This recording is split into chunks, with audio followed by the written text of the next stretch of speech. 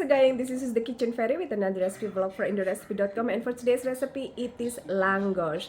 It is Hungarian fried dough, similar to beaver's tail or panok. Check out the full video and I'll see you soon again. Bye!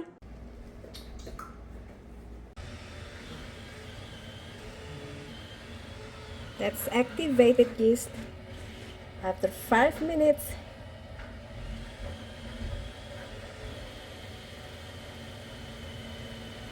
That's lovely. 150 grams of flour, 1 teaspoon of salt, 1 teaspoon of sugar, make a well in center, and we're gonna add in our bloom yeast. This yeast is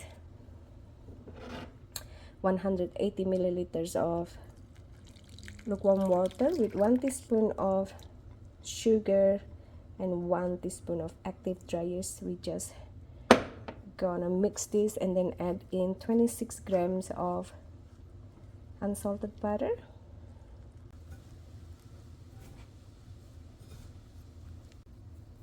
Just knead in the butter and they completely combine with cling wrap and let rest 20 to 30 minutes. Now that it's doubled in size, we're just gonna